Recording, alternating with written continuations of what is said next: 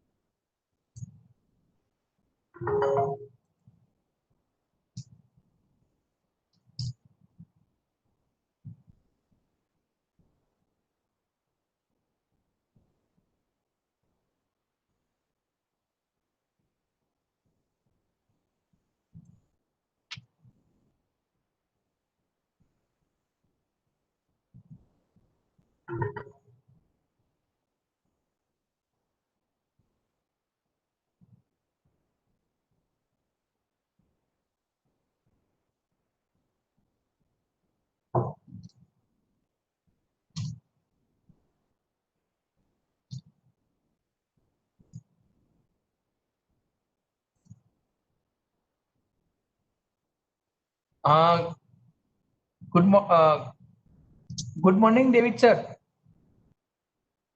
Can you hear me? I believe, sir, David sir has joined. Okay, just wait a minute. Yes.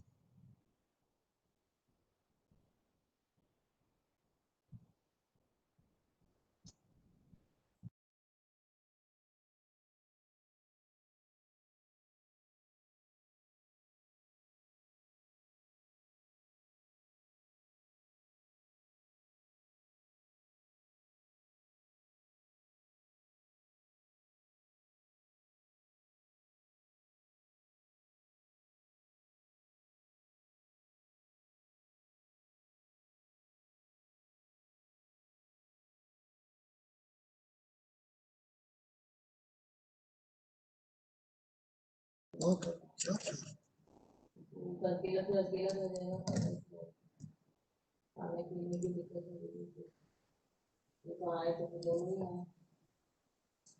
Yeah, good afternoon, Dr. Regio. Good morning, according to you. I am Vineet Saula from India. Hello, pleasure to meet you. Good afternoon. How is everyone? Yeah, we are fine. How about you at your place? Oh, all very good here, thank you. I hope everyone is safe and well, all your colleagues and all the attendees during this time. Yeah, we are taking precautions, but anyway, we are too dense and too large a population. So something is there. Yeah. Uh, I hope things are good at your place. Yeah. Currently, I'm in Brazil, and I'm in Brazil for the near future. And Brazil, like India, has some challenges in terms of this pandemic, I would say. But hopefully we'll be out of it soon, out of this pandemic soon, or at least if the virus begins to get weaker, the more it mutates. Anyway, let's see. okay. Good Yeah, afternoon, sure. Regio sir. Hi, Vineet. Dr. Hi. Amit from MNIT Jaipur, sir. Dr. Amit Joshi from MNIT Jaipur, sir. Good afternoon, sir. Good afternoon, David Regio, sir. Hello. Hi. Good afternoon. Sir, I have made you as a presenter. Now you can share whatever you want to share, sir. Okay. So let me share my screen. Okay. How many attendees do we have online today? Sir, we have total registered participants for this course is more than 2,200, sir. Oh my goodness! Wow. At the same time, sir, actually whatever the lecture is there, that is to be scheduled to stream online on YouTube. So there will be more than, I think, equal amount of participants over there. So we can expect that more than 3,000, sir. Wow. So, well, I'm very privileged then to be part of this initiative. And firstly, I'd like to say thank you very much for inviting me. It's I think this is a good capacity building and training program that you've put together, and I think it's very important. So thank you very much. If you don't mind, I'll start sharing my screen. Can you see this and can you hear me and see my presentation properly? Yes, sir. You are audible as well as we can see your first slide, Global Excellence Ranking and Strategies. Okay, good. Right, so what I'm going to talk about today, I've put a lot of slides together. It may exceed 2 hours or we may have to stop it short. But basically what I'm going to talk about is... maybe sir, before starting, I think I request Saula sir to just introduce sir. Please. Oh, of course, I David, thought you did. mind, Sorry, go ahead. I'm sorry. I just No, took time no from my problem. setting. Yeah, please. Dear participants, let's welcome Dr. David Reggio. It's our privilege and we are very glad to have him here for our program. He is currently Global Head of Consulting for Quebec, Curely, Simons. Please correct me, David, if I'm wrong. No, He is that's an perfect. international bridge. Yeah, thank you. International bridge builder, strategy expert with extensive experience of government and development for higher education institution in Middle East, KSA, UAE, Russia, former CIS countries, UK, Asia, Oceania, and Latin America. Through his work, he has also advised advanced research institutes and government agencies around the world on international higher education and strategic development. Very important for all the institutes nowadays, developing frameworks and global engagement strategies. Prior to QS, David worked extensively in Brazil as a senior advisor to scientific councils and universities. He also held senior roles in universities in UK, Latin America, and Southern Korea. He is a member of Royal Institute of International Affairs, Chatham House, a fellow of Royal Institute of Arts and Commerce, FRSA, and a member of Senior Advisory Council for organizations working in the field of space exploration and space research. We are very happy, David, to have you here. Over to you, please. Okay, thank you. Equally as happy to be participating today. And as I've said, it's an excellent program you've put together and a very important initiative. So, yeah, I'll be talking about global excellence rankings and strategies today. I hope to share with you everything I wanted to.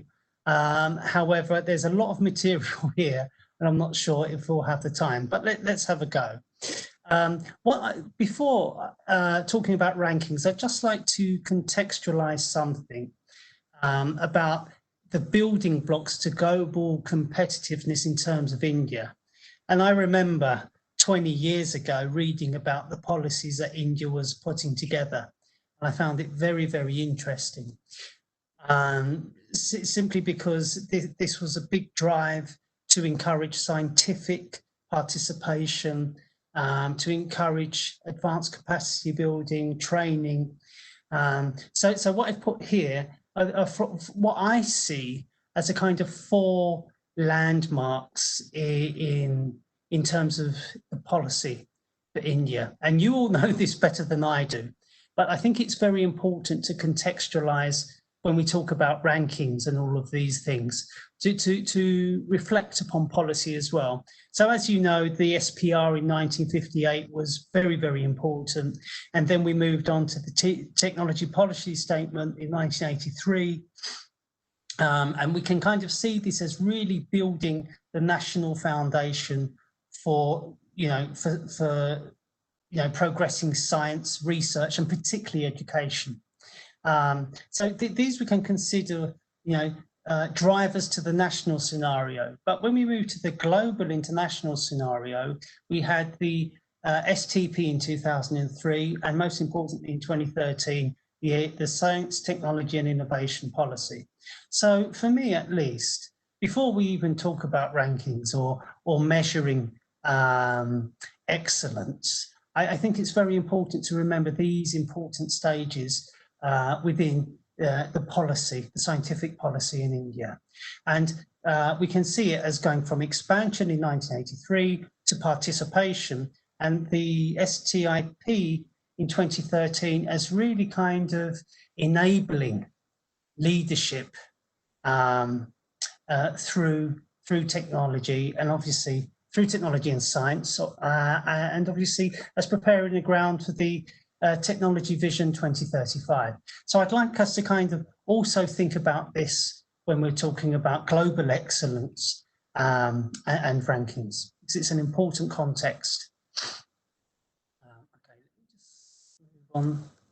Okay, so then let's move on. We've got these great policies that were developed, and these policies in each stage of their history enabled certain progress and certain developments. So how do we measure the effects of policy? Well, of course, we've got national frameworks to measure policy.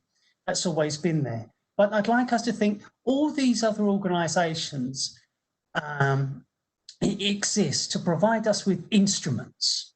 Okay? And it's important to remember this idea of instruments, tools.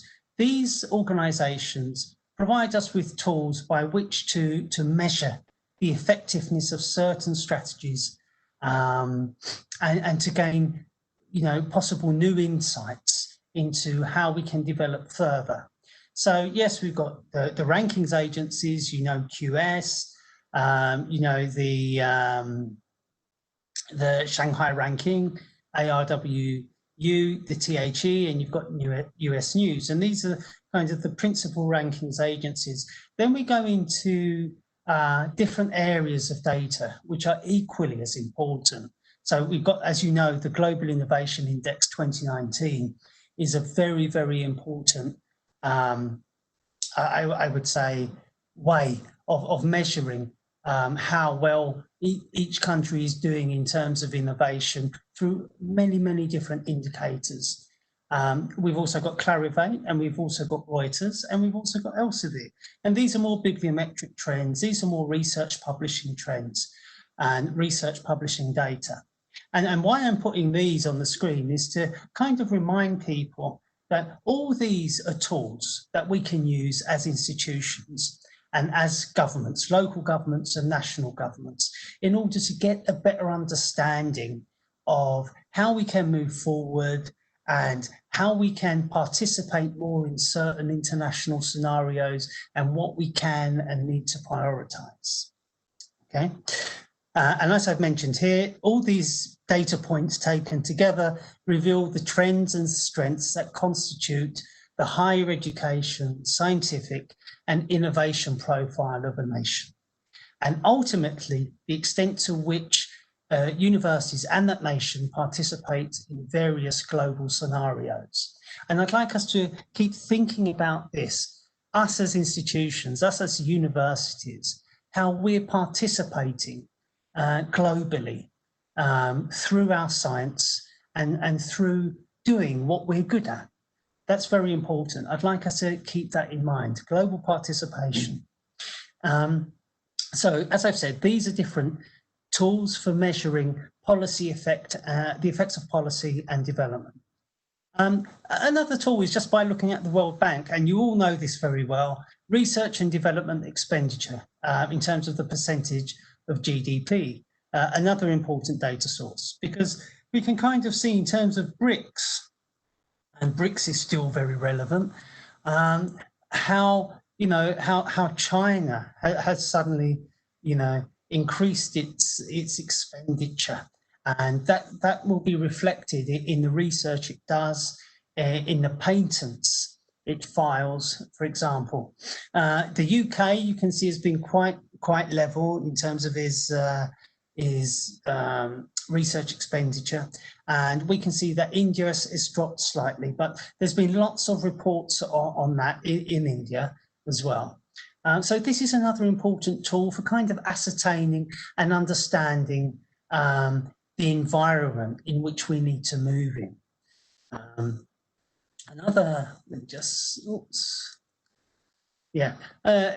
thing is to look at patents as well. I'm just giving you examples of different, before talking about rankings, of different data sources in which to understand the context and to understand our development in order to put different strategies in place. So we can see that the patents in force in India have increased. I mean, 2017, 2018, they're pretty good numbers compared to 2010. Another question is whether this is related to the domestic expenditure on research and development. And it may be, because if you correlate the two, patents in force related to expenditure on research and development, you can see that China, for example, has had a very, very significant increase. China's the red one here, the increase in patents that are actually in force today. Just almost 2.5 million patents in 2018. And we can see the slight struggle Brazil's had. We can see the steady increase in patents with Russia, and also South Africa, another important member of the BRICS economies, it arrived at 73,000, just over 73,000 patents. So again, this is looking at patents, looking at domestic expenditure on research and development. These are tools to be taken in addition to the ones I've mentioned, the Global Innovation Index, for example. Talking about the Global Innovation Index, if we look at that, again, it contextualizes the situation, just as rankings does. These are all ways of contextualizing and understanding the situation. Ranks 52 in the most recent Global Innovation Index release. And it's interesting here, I've just selected a few of the indicators related to education and research. We can see it's 110, India's 110 globally in education. Government funding per student is 72.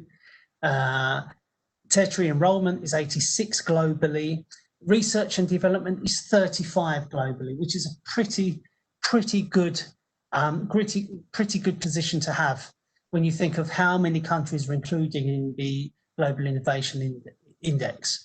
But you can see also I've put Malaysia in here because Malaysia is an interesting example of a country that's invested over the past 10 years, substantial amounts in terms of frameworks, in terms of research funding.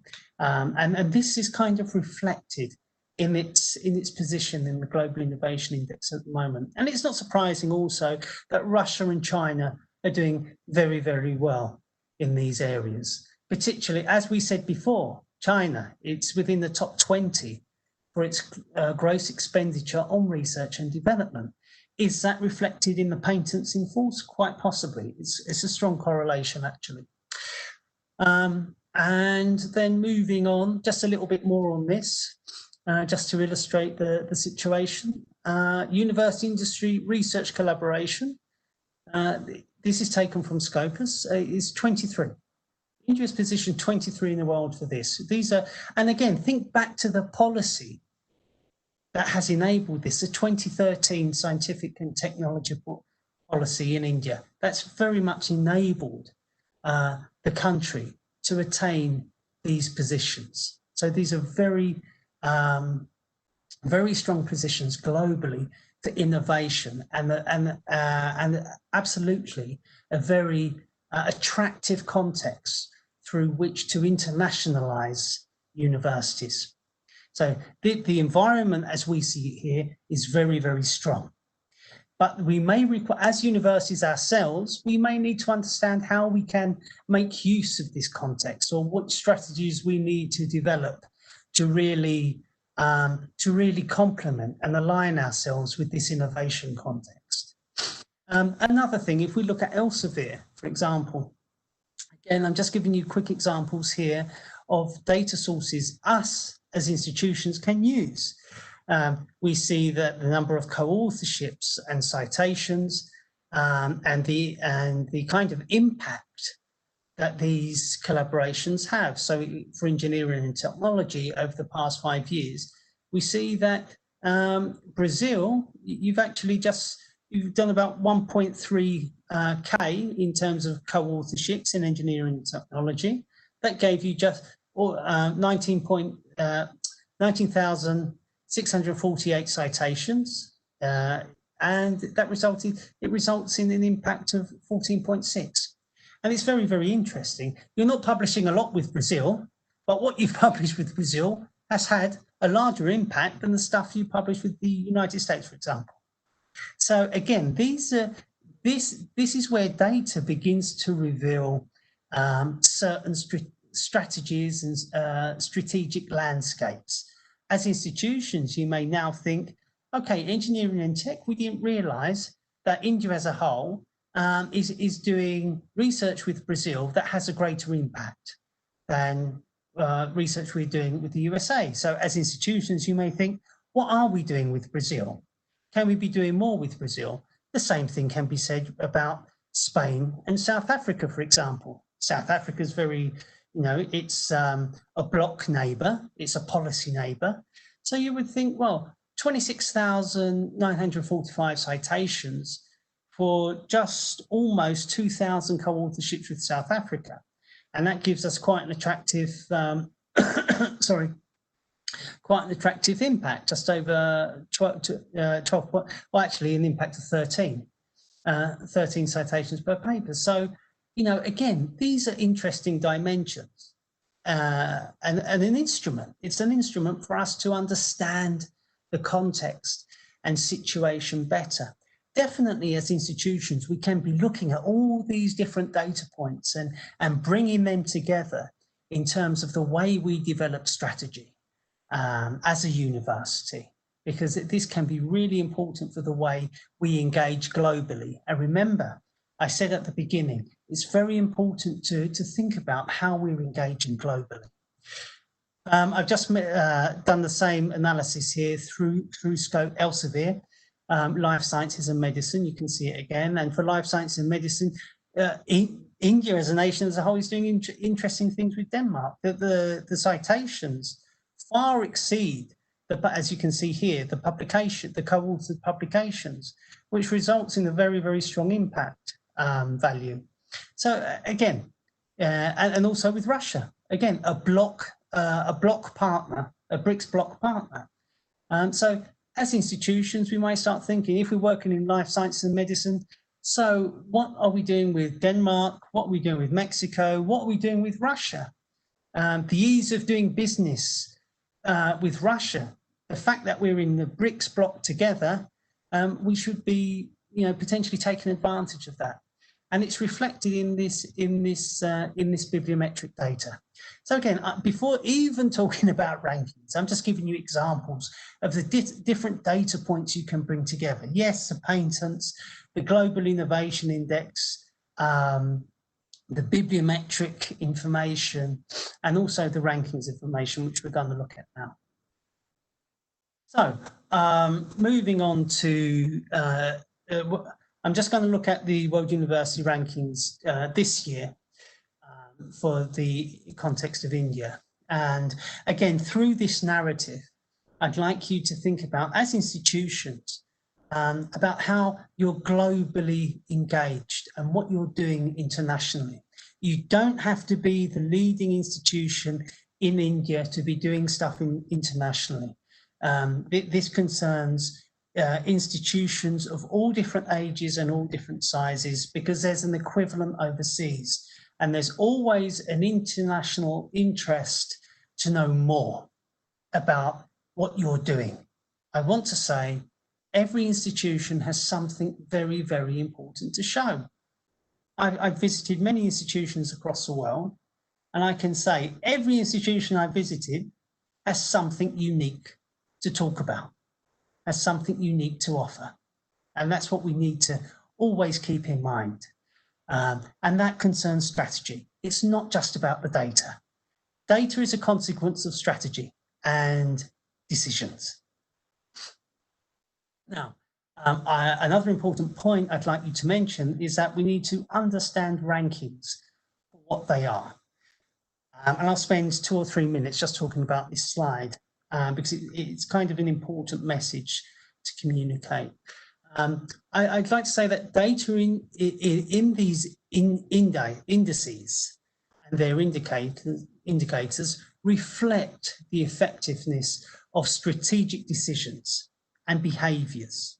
Okay, this is where data is a consequence of strategic decisions and behaviours which enable a university to become more integrated in global scenarios.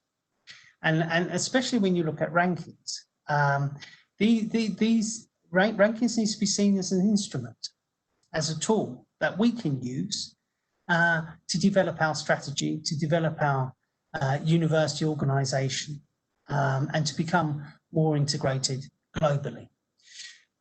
So I'd like to see rankings indicators used as a proxy or as an instrument for development, sooner than as a proxy for judging a university good or bad. Okay, so to quickly say a little bit more about this, a rankings index is an instrument, as I've said, which measures performance according to set criteria. All indices need further refinement and alignment as the world experiences greater economic, social, and geopolitical change. Second point, indices, rankings indices in this slide, are composed of indicators which can be individually adopted as signposts for strategic planning, but which should not be adopted as a university mandate. So what I'm saying here, it's not to say in 2 years, I want to see you in the top 100 in the world. We kind of have to think, in a different way with regards to rankings indicators. We should be saying, okay, this is for international, this is an internationalization indicator. How can we use this to increase our internationalization? Because surely, absolutely, if universities begin to adopt best practices, okay, for sure that will be reflected in these rankings indices. Okay, third point, we know that universities need to internationalize and engage with partners across continents. Rankings must not drive this, but underline the importance of the task. So it is the work the institutions do which drives success, not rankings results. So again, it's going back to the institution, and for institutions to ask themselves, what do we need to do to be more international? How can we reach out more to maybe Russian institutions that are doing work in a similar area to us? How can we reach out more to Brazilian institutions? We can see the results of South Africa for life sciences and medicine. There's a lot of citations happening there. What more can we begin to do with South Africa? And it's not just about research. It's about educational programs. It's about skills training. So there's lots of different things that can be done.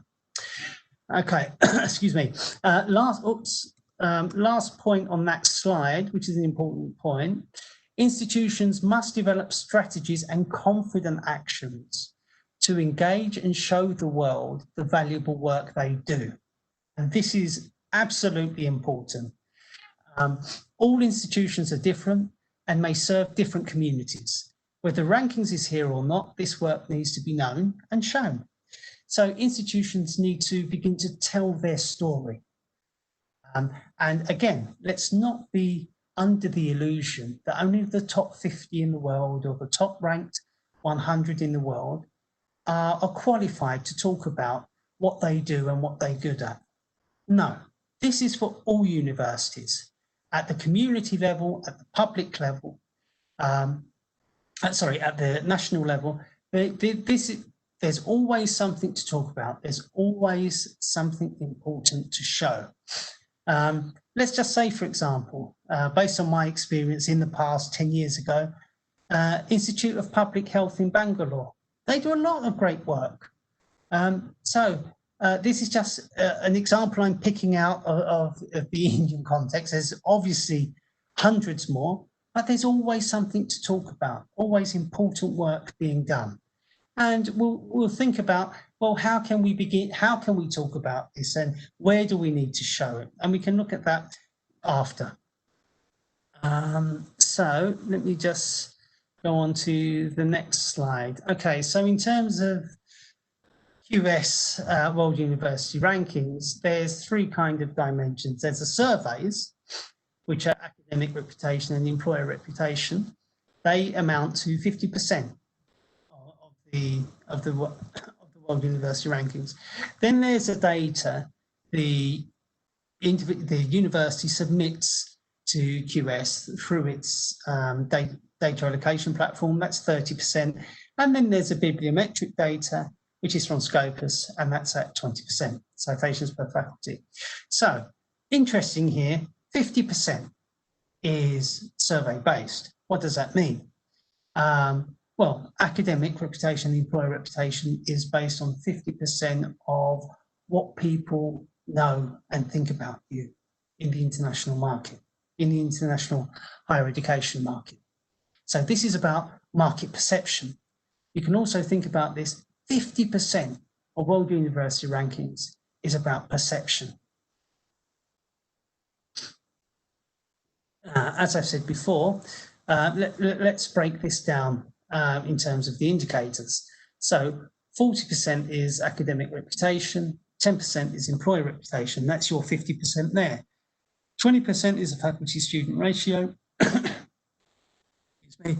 20% is citations per faculty. And the final 10% of that rankings are what you call international indicators, international faculty ratio and international student ratio. Let's translate this into something more practical. What does this mean? So we've seen these indicators and their weightings. What this means is 40% is a perception of academics. 10% is a perception of industry and employer. That's your 50% survey. 20% is your commitment to teaching. 20% is your commitment to science. And 10% is your commitment to international, or how attractive you are, let's say, for international faculty and international students to want to attend your institution. The other thing I'd like to show you here are how the different indicators correlate with the different rankings ranges. So we can see here that those within the top 100, the indicators that correlate the strongest are academic reputation and employer reputation. And these indicators begin to take on take on a different influence as you move across the rankings range. So for example, if we go between 400 and 500, we can see that the influence of academic reputation begins to drop off slightly, and we see that the faculty student indicator becomes more of a prominent factor, along with international faculty and international students. And this kind of these indicators kind of keep their influence right up until around 950. So this is just something interesting to consider, how the different indicators in this QS World University Rankings have a different force of influence over the ranges of ranks. So we can see the top 100, it's the importance of academic and employer reputation, and then you drop off to 400 to 500, where we see faculty student ratio and international faculty and international students begin to have a stronger force of influence. Okay, so let's move on to a few more numbers. Institutions evaluated for the ranking in 2021, 1,604. Institutions who were published in the ranking is just over 1,000. 21 institutions ranked in the most recent edition. And we can see that for the top 3 in India, it's Indian Institute of Technology in Bombay, Indian Institute of Science, and Indian Institute of Technology, Delhi. So ranked 172, 185, and 193.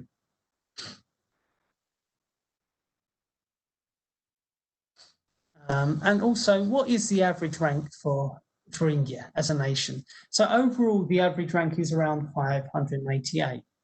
For academic reputation, and remember, think about academic reputation as the perception the international community has of your institution.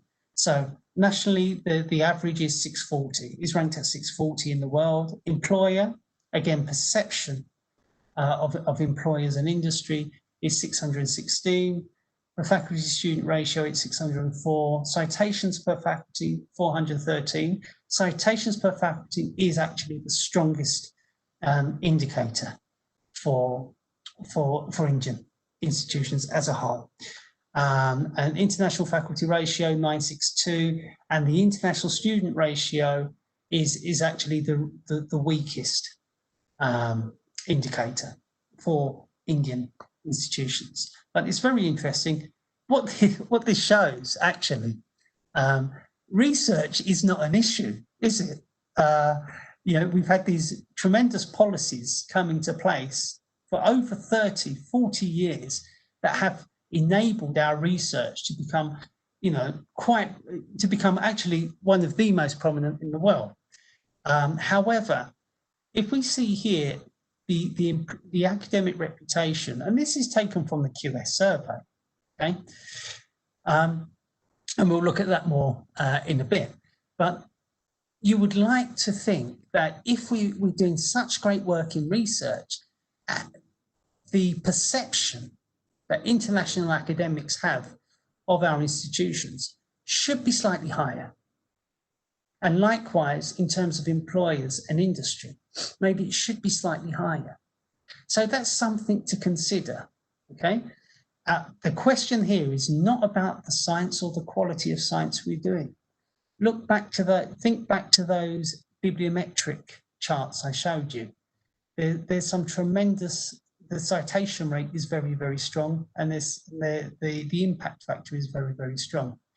But maybe when it comes to talking about ourselves or improving the international awareness of our science and of our higher education culture, maybe that's somewhere we need to do more. And that's somewhere we as institutions need to put a few strategies in place, maybe.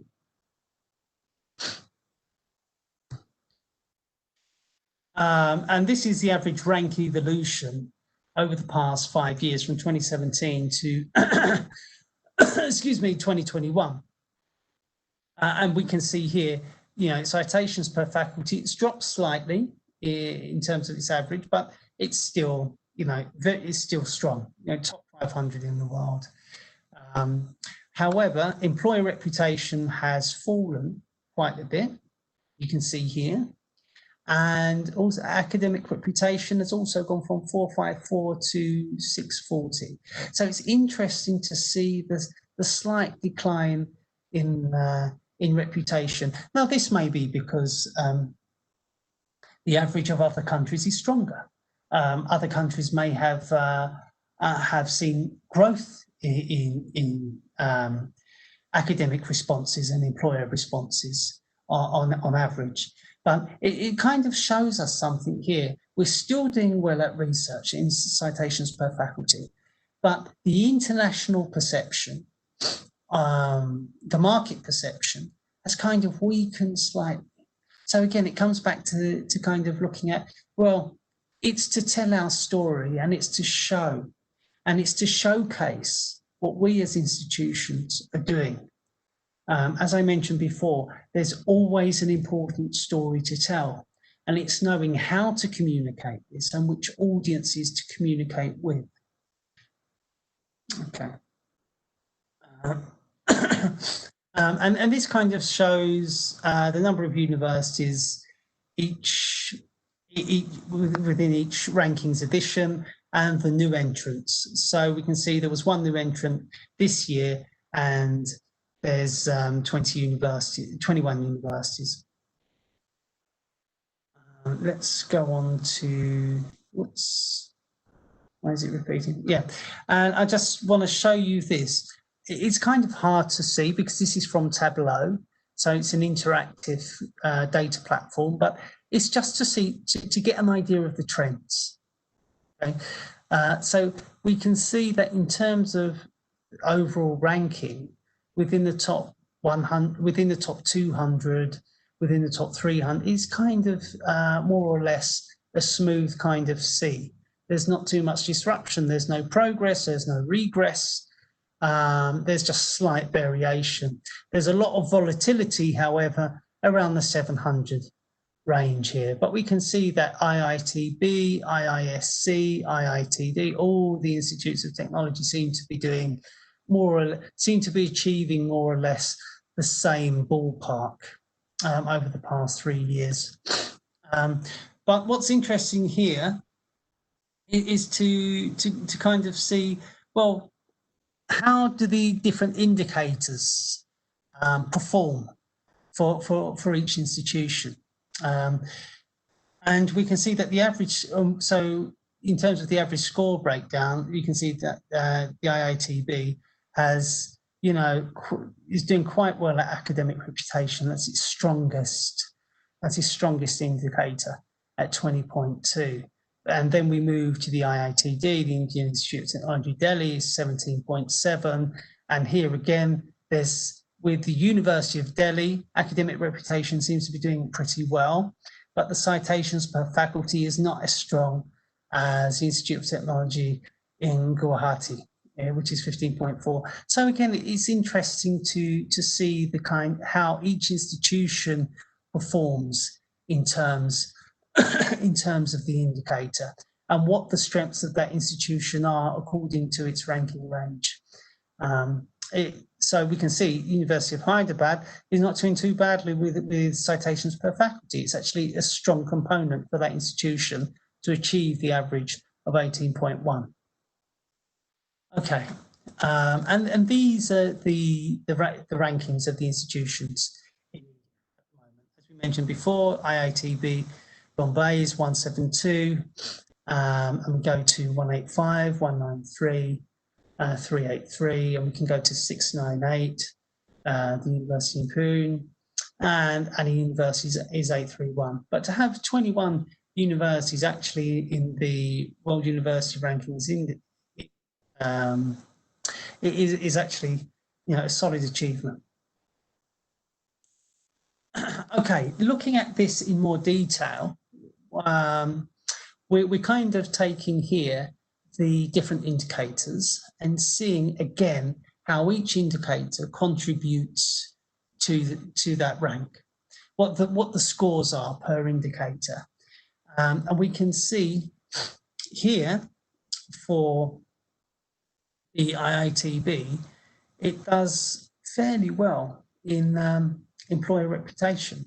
It scores 70.2 out of 100. So that's quite significant. And you can see here for, oops, where's my pointer? Yeah, the Indian Institute of Science in Bangalore is scoring 100 for citations per faculty. So research is really, really strong here.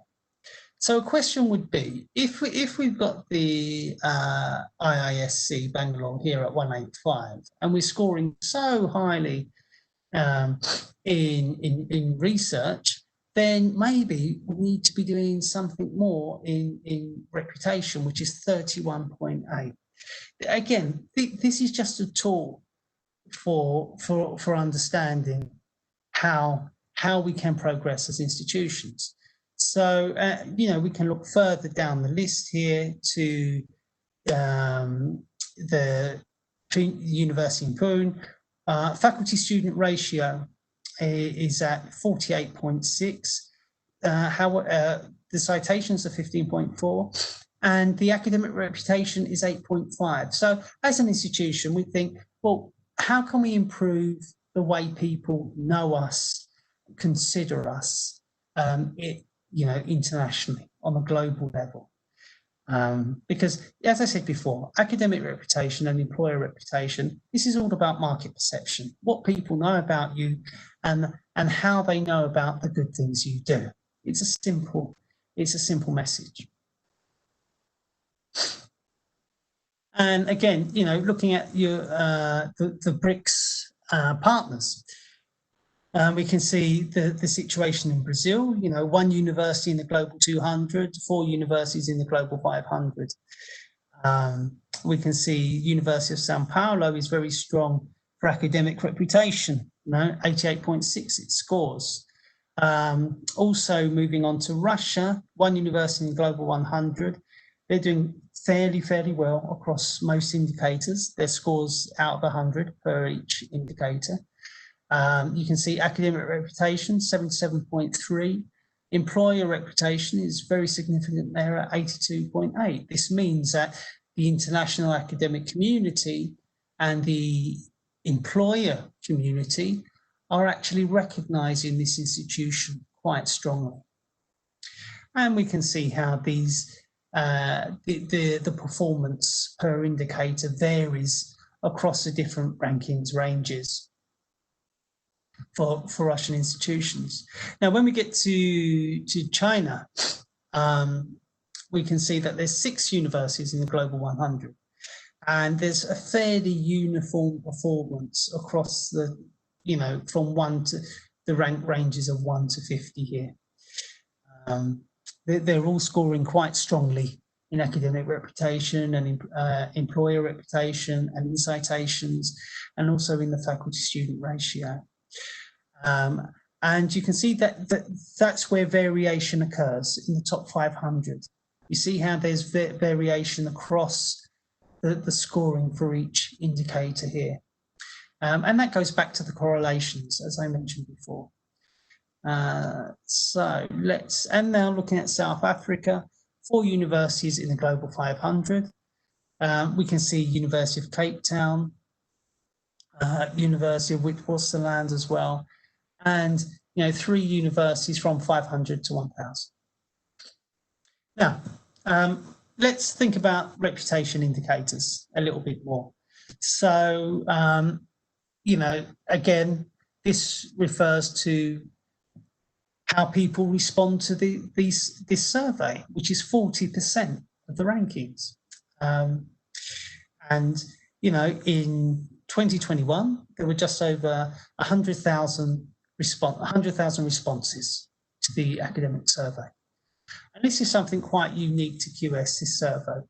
Other rankings organisations don't have it. And this is, you know, from me, from a strategic perspective, the survey kind of serves as an interesting tool. You know, in academic reputation and employer reputation data can serve as an interesting tool to help us understand where we need to work more and how we can communicate more.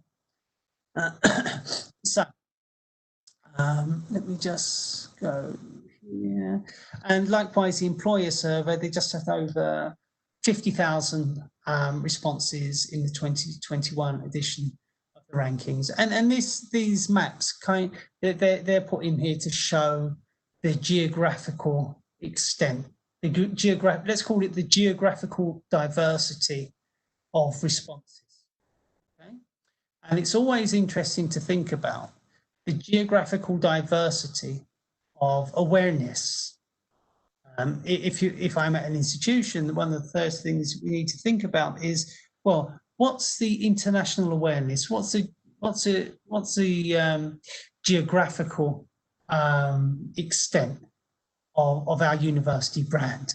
Who knows us overseas? Who are we talking to overseas?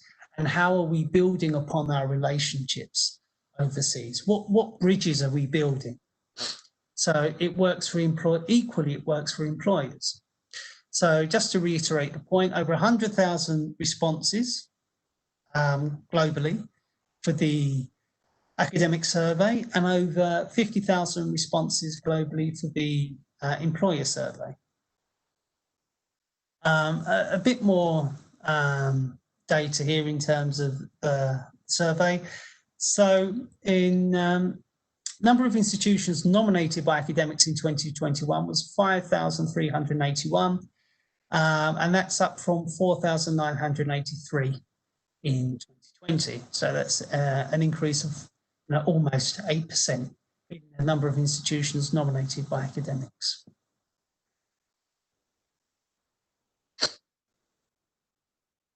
In terms of academic reputation, these are the top 15 in the world. Academic reputation is at 40%. And obviously it may come as no surprise that we see Harvard as #1 for academic reputation, you know, Cambridge, Oxford, Stanford, MIT, Yale, Princeton, you know, as composing this kind of leadership list. And for employer reputation, that changes slightly because, well, Harvard is at the top, but number 11, you've got the LSE, number 12, you've got the University of Tokyo. So that you know, in terms of employer reputation, we see more diversity there. Now, in terms of academic reputation and how Indian institutions rank in that particular indicator, we can see that IITB, Bombay, is within the top 200 in the world. And, you know, it's not so clear, this chart, but it's just to get an idea of variance and trend. So you can see between the top 100 and just, let's say between the 100 and 300, there's kind of minimal variation here in terms of academic reputation performance. There's no substantial increase, there's no substantial decrease. And kind of here as well, between 500 and 700, there's a little bit more variation, but not too much. And it kind of goes back to that chart of national averages. You know, citations are extremely strong, but that's not mirrored in terms of the academic and employer reputation average. In terms of employer reputation, there's more variance to the trend here. So, but you know, that variation tends to happen between, let's say, 450 and 700 or 750. This is a zone variation. It's quite a volatile zone of change, always between 450 and 750 actually. But here, this is the most competitive area possible. And institutions do well just to maintain their position. It's actually very tough to advance in the top 100 in these specific indicators. In terms of numbers for reputation, 2019, 2020, and 2021, we can see, and this is to illustrate the diversity of responses over the last 3 years to the responses in the to the academic survey that's sent out. So we can see that USA, UK, and Australia, and Malaysia actually as well, and Russia, they've had very they've provided very healthy responses to the survey. But it's interesting here. There's Mexico, there's Germany, there's China, and there's Chile. So it definitely shows that we're dependent on responses from these 4 to 5 nations. And it would be interesting to see how we can begin to diversify the response rate or the nomination rate of Indian universities. So when I say to diversify the response rate, is to diversify geographically. We can see, for example, that, you know, France is not in there. We can see that, luckily, good thing Brazil is in there, but there's Argentina's not in there, for example. Certain African nations aren't in there. So again, it's about how we begin to understand which strategies we need to adopt. And I'm going back to that point of globally engaging, you know, how we're participating and leading globally through what we do best and through what we're good at. It goes back to that point I mentioned right at the start. So again, this is another way of showing the indicator scores for academic reputation. And we can see that, as we saw, the IITB is quite strong here. And we can go down to the Institute of Technology Delhi, the University of Delhi, and then the IISc Bangalore. But when you compare it also with how China is performing in this indicator, you know, it's quite interesting given, and again, this is just a footnote, but what can we correlate with this? How you know, is it the way China are internationalizing their research? Is it somehow correlated with all these patents they have in force? Is it somehow correlated with the expenditure on research and development that's increased substantially over the past 5 years, for example? So this is just interesting to see. And Lomonosov in Russia scores, you know, quite well in academic reputation, but just below the University of Sao Paulo. And these are very historical institutions: USP in Brazil, Lomonosov, Moscow State University in Russia, and Peking University. These are very kind of historical institutions with a lot of international networks as well. Okay. In terms of employer reputation, and employer reputation is in fact quite a challenging indicator, and that, you know, it shows in the responses. Academic reputation has over 100,000 this year, 100,000 responses. Employer reputation has around 50,000. So, but we can see here that IITB does very, very well at 74.2. Lomonosov scores well, and University of Paolo also. But again, Peking University, in terms of employer responses to the survey, is very, very, very strong. So, as we said before, research output is not an issue for Indian universities. It's the citations per faculty performance is strong. And we can see here that the IISc in Bangalore is actually second in the world for citations per faculty. So it's not research. And we can see here very kind of stable performance, except for a few variations here and there. But between 1 and 350, it's very stable. And there's actually some positive variation to the trend over the past 3 years. So as we said before, and as we saw in terms of the averages, in terms of the indicator scores, citations research output is not it's a value asset to Indian institutions. It's where research is happening.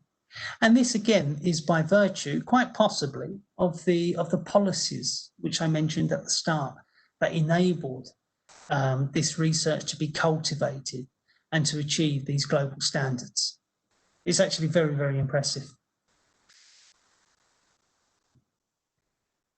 And we can see here I understand. This seems like an onslaught of data, but I'm trying to put as much in as possible in the time that's allocated. Because what I want to then move on to is, once we've looked at all this data, is then talking about the strategy. That for me is actually more important. As I mentioned before, data is a consequence of strategic decisions, behaviours, and actions. But just going back to research output, we can see there's been an increase in 82.3% of publications. And this is from 2017, 89,245 publications. We've gone to 162,668 publications. And just look at those citations, how they outweigh the publications. That's quite impressive. So that's an indication of quality. What you don't want is to have more publications than citations. But again, by virtue of the policies put into place over the past 50 years, I would say this is where we're at. They've enabled this quality research to occur. And this is just a share of research output evolution. I'll be sending these slides on to the organisation, and you can all look at this in your own time. But again, in terms of the global share, we've actually gone from 0.87 in 2017 to 1.31. And again, we'd expect more, but we have to think that also China and the USA are increasing their research output yearly. So, and that's probably why it's dropped from 1.41 to 1.31. Okay. And again, share of research impact evolution. Okay. I don't want to spend too much time on this because I want to try and get on to speaking about strategy, which as I said, is the most important thing. And in terms of citations per faculty, that indicator is worth 20% in the World University Rankings. We can see IISc Bangalore is up there. It's just above USTC China. So again, research in the Indian context, Indian universities it's actually where the leadership is. If you remember that final policy milestone I put into place, I mentioned that policy was to enable leadership. We go from participation to leadership. And this is where India really does show leadership in terms of its research quality. This is what the data shows. Again, this is what the Elsevier data shows, the bibliometric data. And as I mentioned before, that's just one instrument among a few others that can help us better understand the situation in which we need to plan and which we need to move ahead and navigate. In terms of faculty-student ratio, this is this seeks to be a proxy for teaching quality. It's not perfect. It's very hard to assess teaching quality.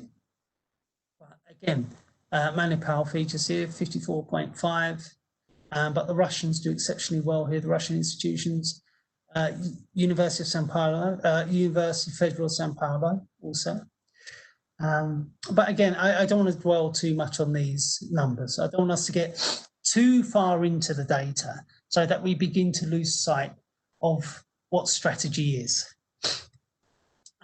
Okay, in terms of international faculty and international students, these are the top 15 in the world. And we can see here that the Arab Emirates does exceptionally well in this indicator.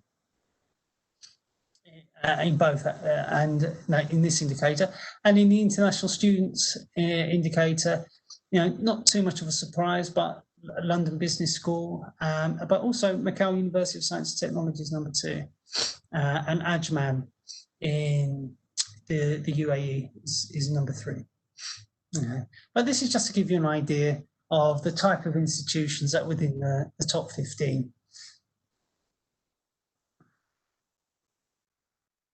And the indicators for international faculty.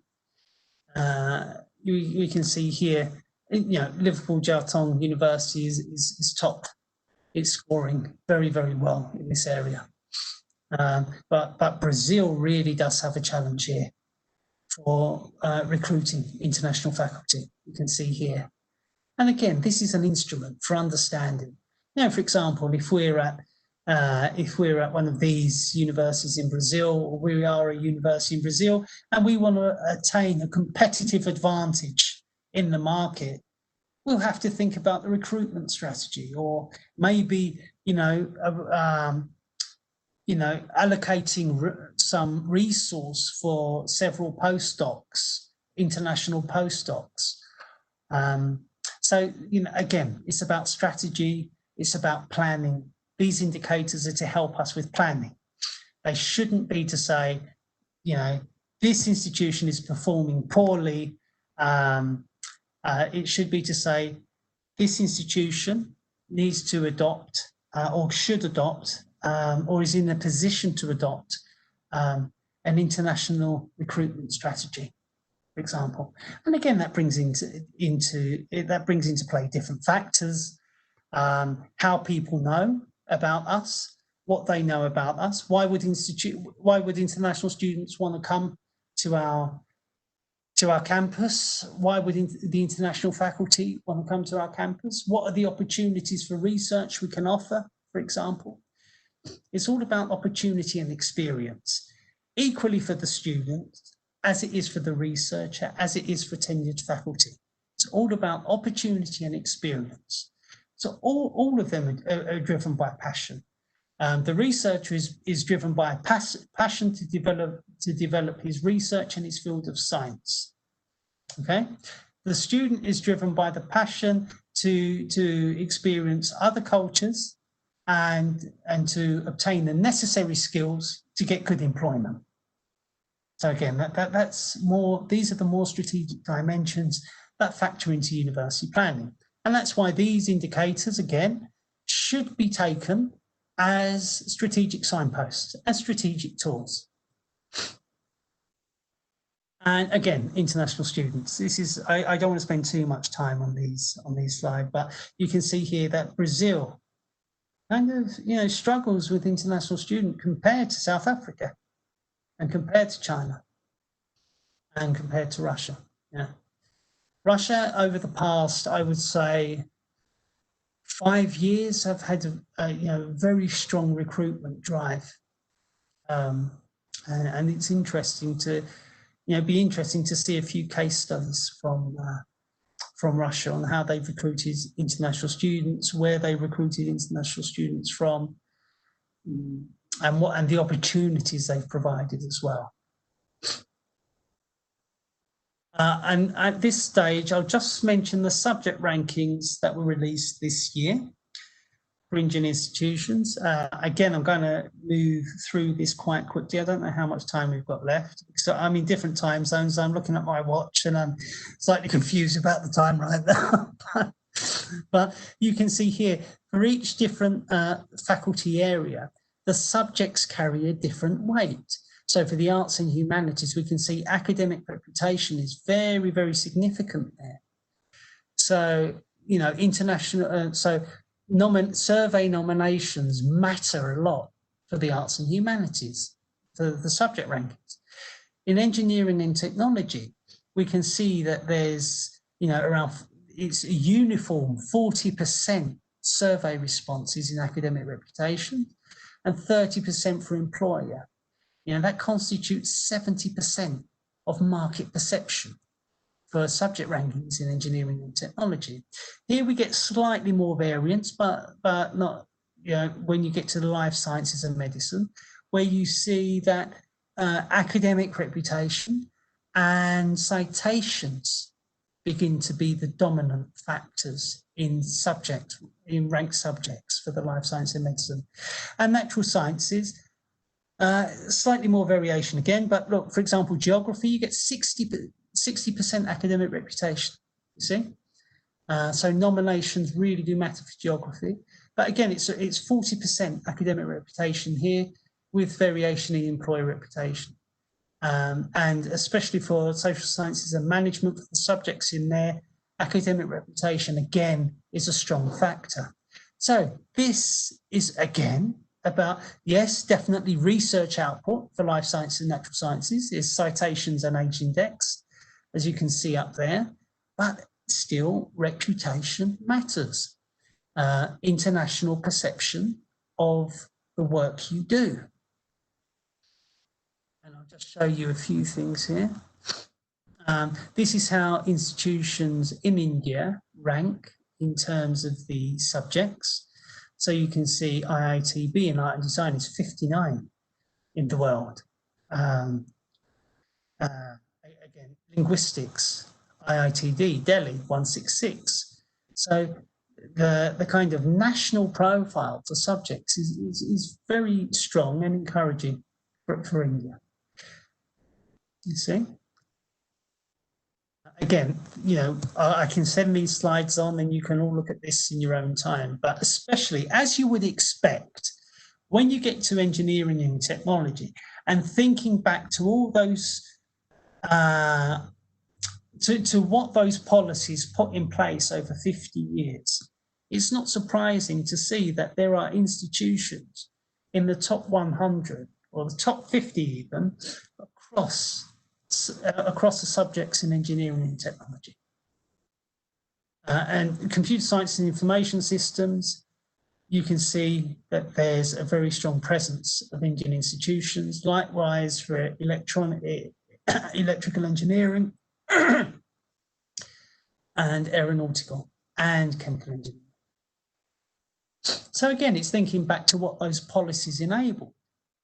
And it's also thinking about how we can further internationalize our higher education, research and innovation profile through the way we perform in these subjects. Life sciences and medicine, we're not in the top 50 or the top 100, but we have a presence in the top 200, you see here. So IISc Bangalore 172, Kharagpur is 184 for agriculture and forestry, and then Manipal is 200 for pharmacy and pharmacology. Natural sciences, as you would expect, again, by virtue of the policies, we can see we've got two institutions here in the top 100 for chemistry, IISc and IITB. And material science as well. Now, I don't want to spend too much time on social sciences and management, two institutions in the top 100, IIM and IIM Bangalore, okay? And you've got here University of Delhi for development studies, very interesting case here, 41 in the world for development studies. So if I'm at the University of Delhi, that's a value asset for me as an institution. That's something I'm going to build upon and strategize around, that area of development studies. That's very interesting. In fact, the only Indian institution to be featured in development studies. Okay, finally, I'm not sure how much time we've got left, but strategic considerations. And kind of, let's think back to what we said at the beginning. We kind of said, well, it's important to participate globally. Every university has something to offer. Every university has a story to tell. And every university needs to raise the awareness of what the international community has about our institution, about Indian institutions, and about the science and research that's done in India. So with that in mind, in terms of rankings, what is it we can do as institutions? Well, we can submit 400 academic contacts to the survey, to QS for the academic survey. We can submit 400 employer contacts. We can put our data into QS Hub. That's the kind of That's where they hold all the information about the universities. We can work with Elsevier on any name variations our institution may have within the database. But in terms of data we submit, that's about it. Right? We can't do more than that.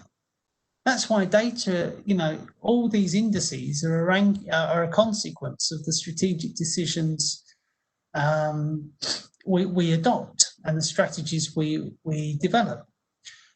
But there are strategic practices. You can see that the practices, the strategy requirements outweighs the data requirements. And that's what I kind of said at the start. So as an institution, what are the best practices we can begin thinking about? So we can begin to improve visibility across key areas of our institution.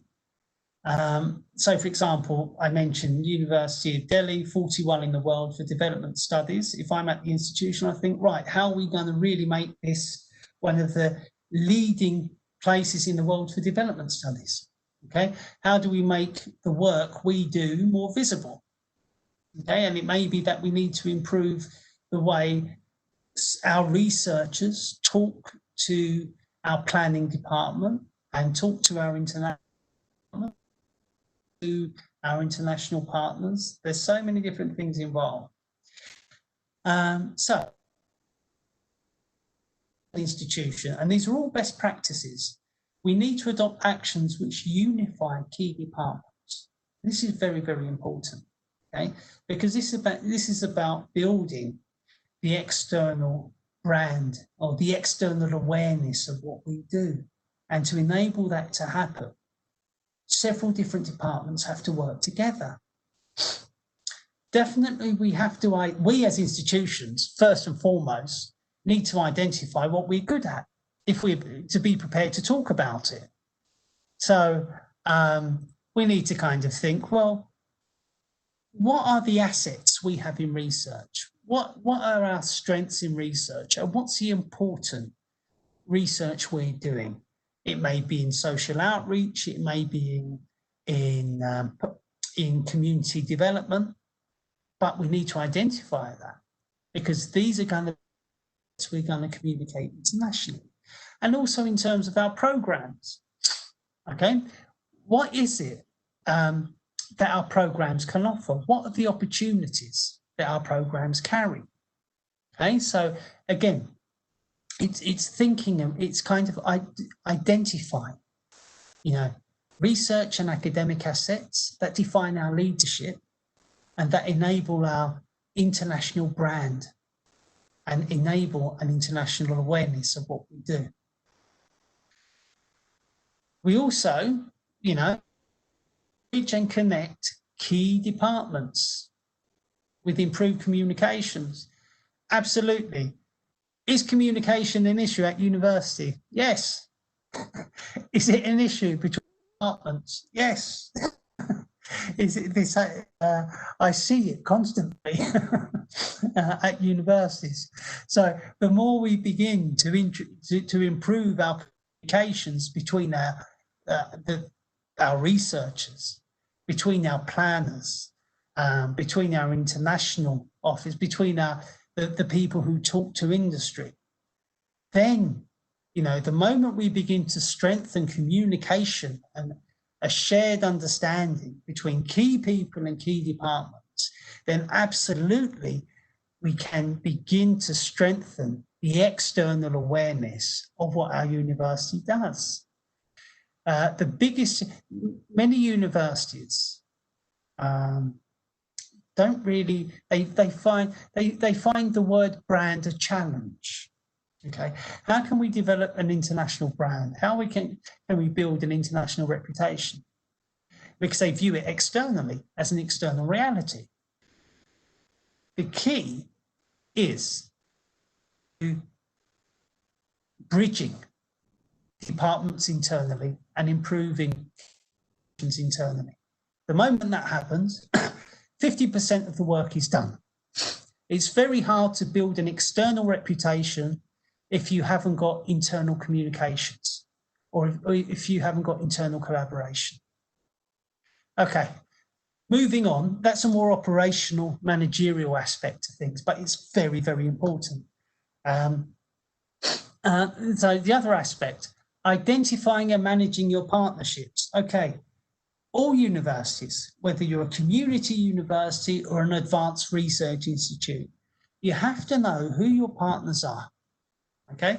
Nationally, regionally, or internationally. And you have to begin looking at the way you work with those partners. Which partners are closer to you? Which partners have been with you on a very long journey so far? Okay, so that's very, very important, because this is also important for your national brand and your regional brand. Okay, how you engage with partners. There's a lot to say on partnerships, and I'm happy to talk about it at another time. Partnerships we can spend several days talking about, but for the moment, what I can say, identify who your key partners are and make that part of what you talk about your university, how you narrate the value of your university. Okay, then what you've got to do is you have to map your alumni. Who are your alumni? Are you in constant communication with your alumni? Does your alumni contribute or participate in your university in different ways? So again, the same with employers. Do employers come to your campus? What's the conversation you're having with employers? Are you developing new programs or curriculum with your employers? Are you bridging the skills gap by listening to employers? Yeah. Are you providing short courses in collaboration with industry employers? Micro programs, for example. So again, this is another very, very big area, but equally important. These are best practices for a university, and these should be adopted by all universities as well as community universities. Okay. Adopt branding and marketing practices. Well, we've spoken about that a little bit. And as I mentioned, bring employers and industry closer to the institution. Innovate interaction and participation. So as institutions, we need to be kind of agile as well. We need to be prepared to innovate and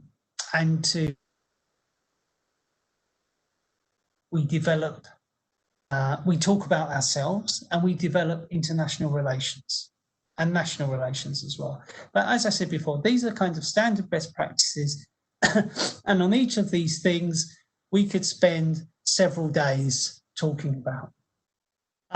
And what I'd like to kind of to you now is, well, what defines a global ranked institution? You could remove the word ranked and just say global, or you could remove the word global and put ranked, because if you have best practices and if you engage globally, then this will be reflected in rankings.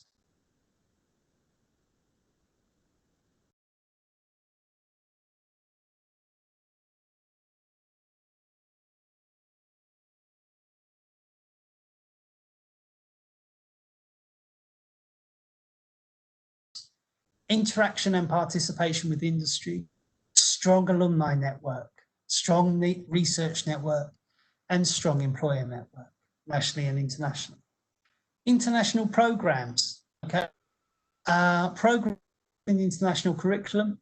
When I mean international curriculum, it means a modern curriculum, a curriculum that meets the expectations of industry and employers. That's what I mean by that, okay? It means innovating with program collaboration across networks. And it means innovating with programs that are national, modern, and linked to industries. The big thing in the future now is how universities are going to have to provide micro programs, very focused programs that are developed The other characteristic is international research. It doesn't mean necessarily that you're publishing large amounts with international partners. That's good if it's happening, but it's the way you talk about or you pick up on topical research and cutting edge areas. You don't have to provide a big research paper on it. You can just provide commentary on it.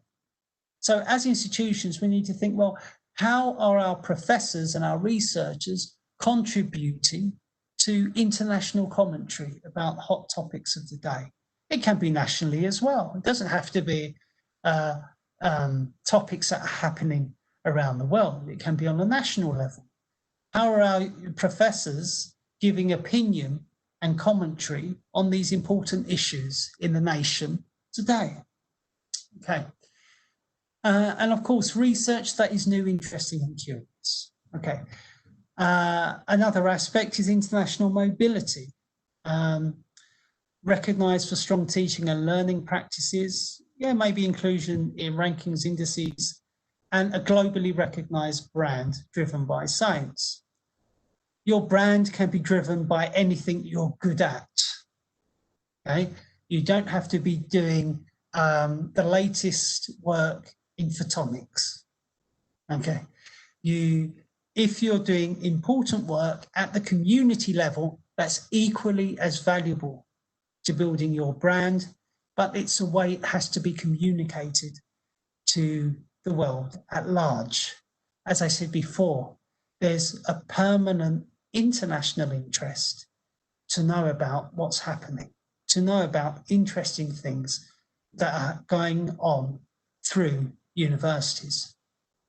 It's about narrative. People will always want to hear an interesting story. And narrative is the biggest challenge to universities, how they talk about themselves and how they tell their story. So that brings us to the last characteristic, which is international brand. Okay, a globally recognized brand driven by science, areas of science, areas of community work. Again, that example of the University of Delhi for 41 in the world for development studies. What is it doing in that field, for example? Recognize strong teaching and learning practices. Okay, that builds a brand. A name that is associated with pioneering and captivating activities, or a name that is associated with interesting stories. Also, what helps build an international brand is international researchers and postdocs want to experience the opportunity the brand promises, and students likewise. Now, for all this to happen, as I mentioned before, we kind of have to overcome what we call the silo effect. Okay. So what are silos? A lot of the institutions I've seen have this issue. Okay. These are operational gaps at a university. What this is gaps that stop the university operating in a consistent way to enable its brand to develop and to enable the message to reach international audiences or even national audiences. So you can call these academic silos or organizational silos. Okay. Now, this happens when research centers, faculty and departments operate in isolation and they walk in different directions. Okay. The consequence is a lack of institutional collaboration across key areas. So that's what automatically weakens the university in its attempt to sustain or build an international brand. Silos can exist between academic departments and central services. And this is where a lack of a unifying strategy results in divisions, which become part of institutional operations. I've seen situations where we've had the leading researcher sitting in the room in meetings and the marketing department didn't know what the researcher was working on. So that's a kind of disjunct. That's a gap that needs to be bridged. Okay, so what this means also is strong academic PR initiatives. When I say academic PR initiatives, see this as narration or telling your story, okay? These remain unknown and unshared. And I'd like you to think back to the rankings charts per indicator where, excuse me, where we saw in India, the average for citations per faculty is extremely high. It's very strong. For academic reputation, the national average is slightly lower. And, you know, where we've got great research, we would hope to see academic reputation be of an equal standing. So it comes back to talking about how we're promoting what we're good at, how we're telling our story. And this often has to do with internal operations of a university. So strong academic PR initiatives remain unknown and unshared. Silos or divisions between departments impact brand development, international and reputation. Absolutely, you can be sure of that. The moment you begin to link departments, then brand development, internationalization and reputation can increase. All right. So an institution needs to achieve a consistent level of communication, collaboration and strategic understanding between research centres, academics and key departments. Right. And as I said before, external bridges which are built cannot be sustained if internal operations lack consistency. And this is a common problem across the world with hundreds of universities, within the top 500, within the top 300, within the top 200. You can be sure there are these, there's a disjunct occurring that needs to be, and these gaps need to be kind of filled in with a shared understanding and a shared mandate of operations. So what I say at the bottom, shared strategic efforts are required to enable the reputation and global awareness of Indian universities to increase and to have a positive reflection in rankings. Now, my passion and enthusiasm here is not to see, is not, really only to see Indian institutions advance in rankings. No, it's to see Indian institutions more globally engaged, globally recognised and globally acknowledged. That's what's driving me to present today. So strategy for me is more important than rankings at the end of the day, okay? Because strategy will drive your sustainability and your ability and agility to participate globally. And as I've said before, every institution has something interesting to offer, to show. Yeah? And this is the material that can build bridges nationally, regionally, and internationally. But in order for us to get that material together and to mix it properly, we have to make sure that internally our operations are aligned and there's good shared understanding and communication. Now, I'm rolling on a bit. I think we've got 8 o'clock, 9, we've got 20 minutes or so left. I'll stop here. I'll stop just after this so we can talk, we can take some questions and maybe have a dialogue and conversation about these things. But what is a strategic mandate and message? Well, this is what you would expect to see from a university. Tell our story, build our brand through our science and the work we do.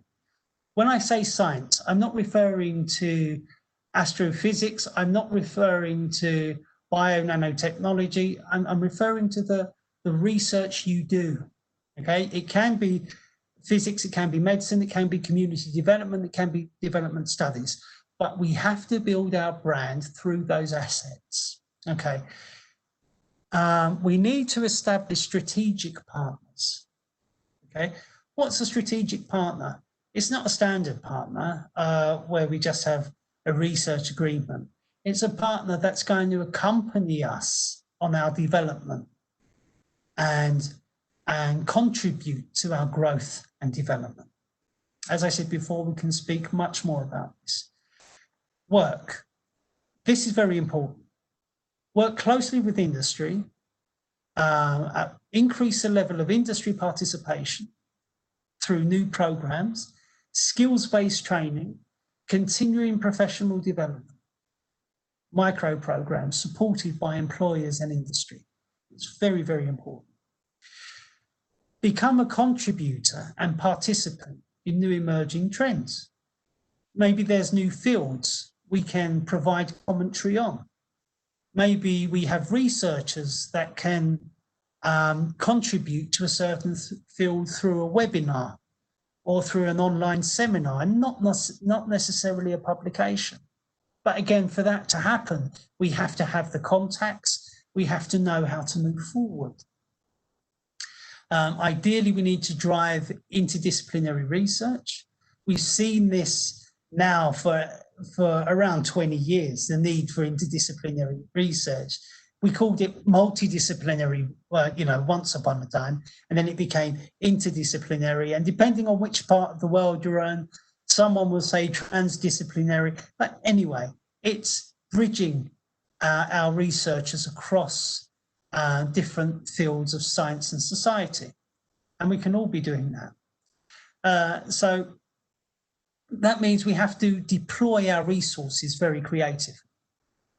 Okay, and this is all about strategy. We have to deploy our thinkers, we have to deploy our revenue, we have to deploy our efforts in a very strategic way that serves regional and national interests, as well as serves global awareness, the global awareness of what we do.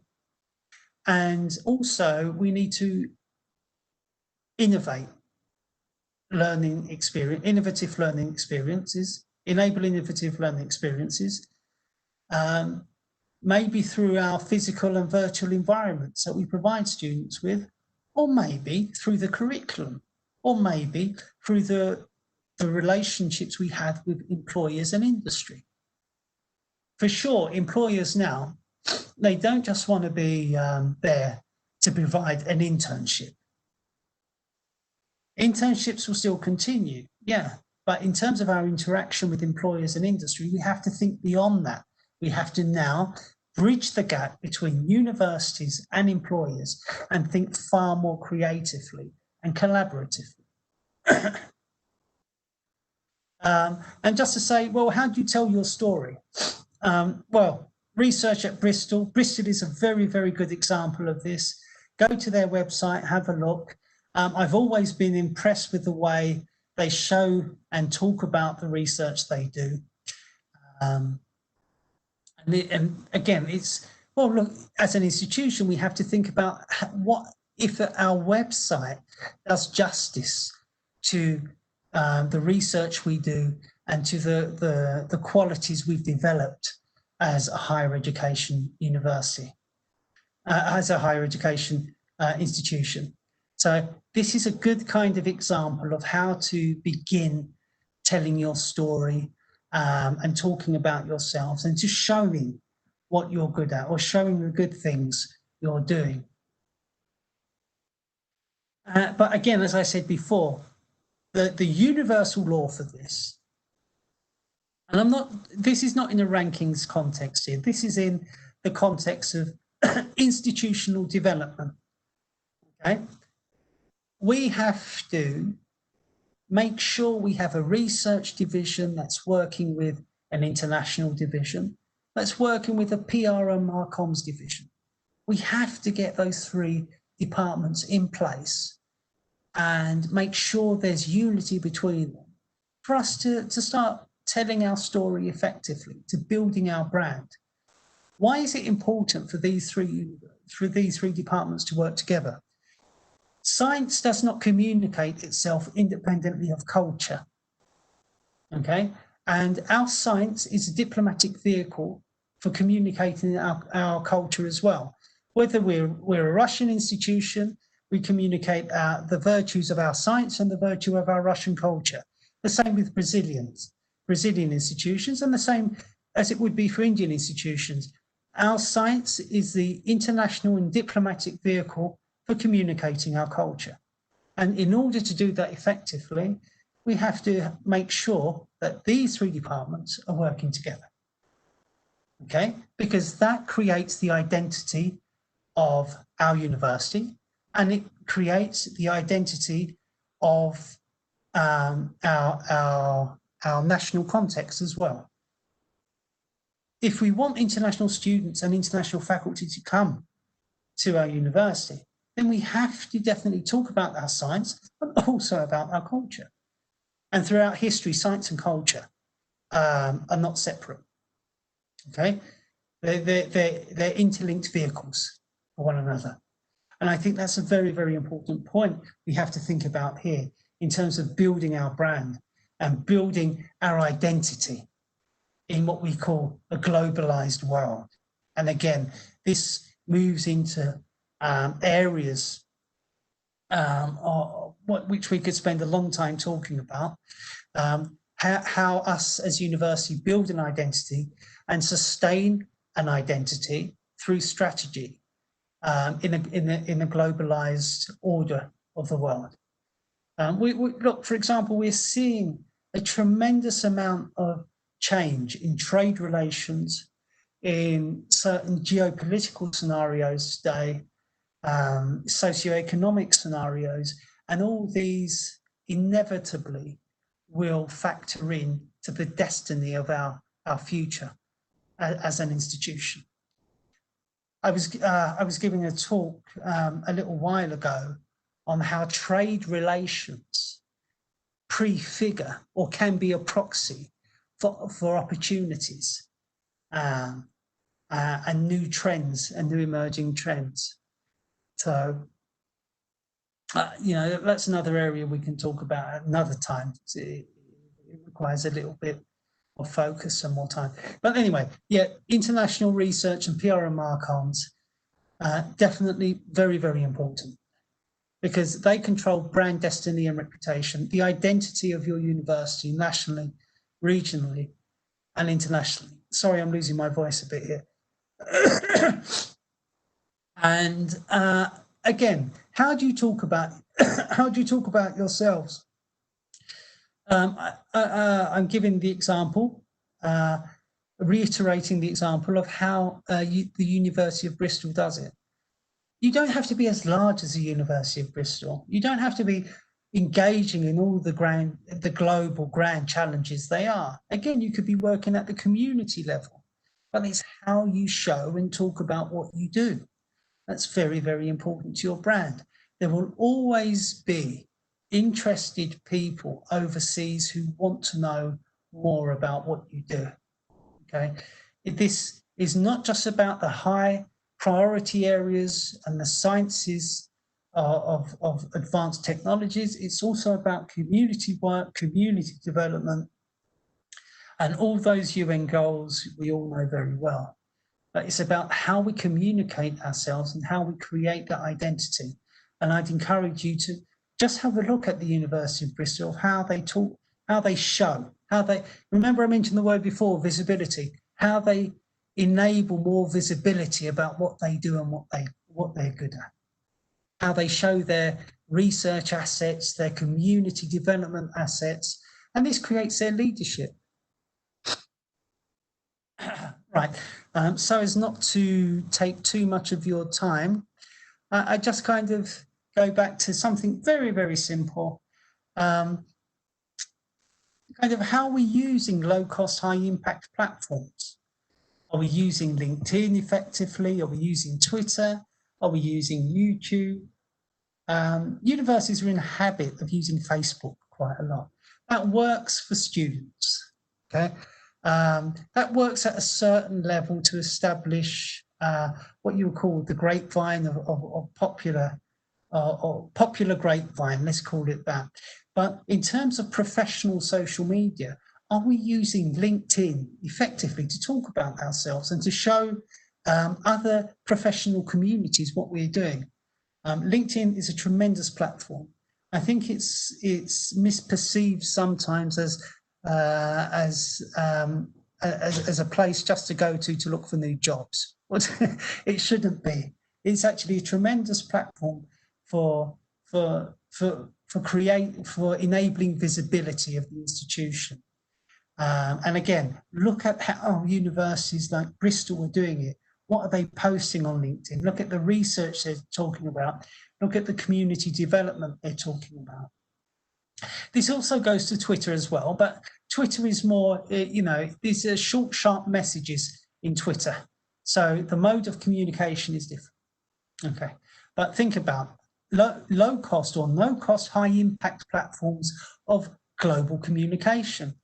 Every university has something to show and talk about.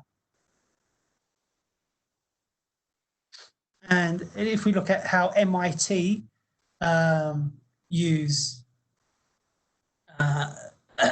Twitter and LinkedIn,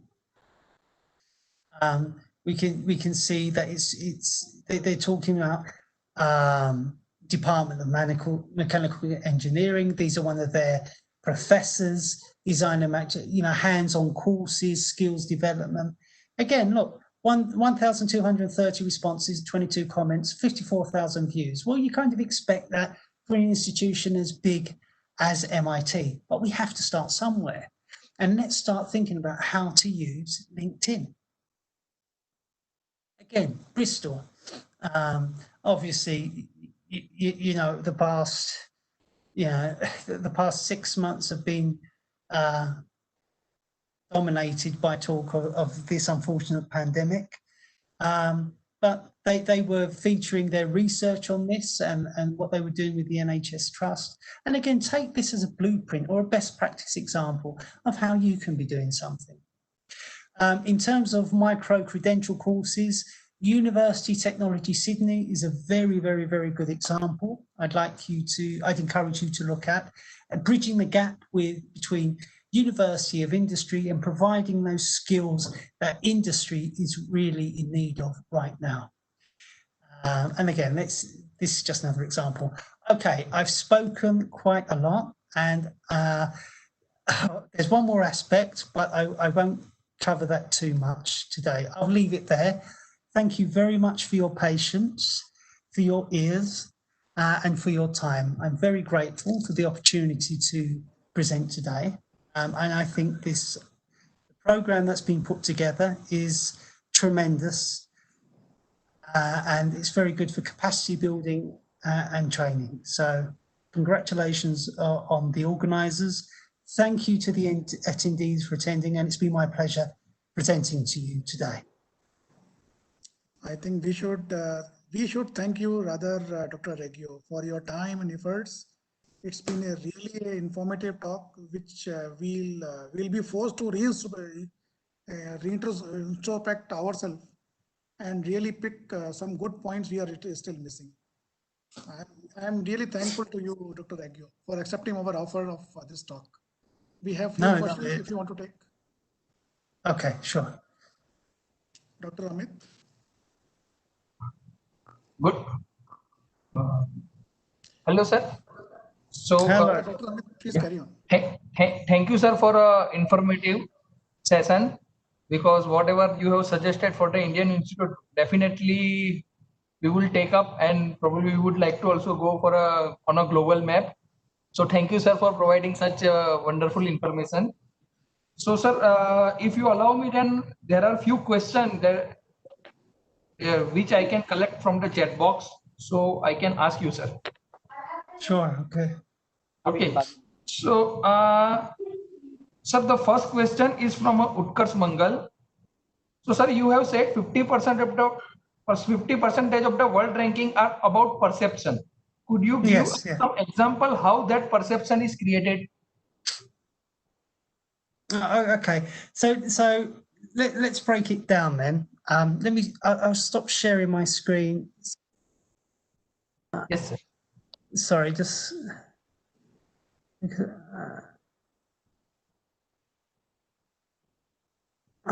we're on. Okay. Okay, so there's different sides to this question. So let me tell you about the survey a little bit. So let's take academic reputation. That survey is sent out to academics all over the world. There were over 100,000 responses this year.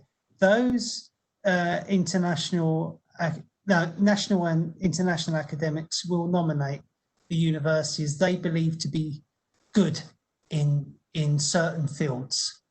Yeah. Okay. So what universities can do is submit up to 400 academic contacts each year to QS. Okay, and that will go into this big database of contacts who will be sent the survey. And that's all the institution can do in terms of data. Okay.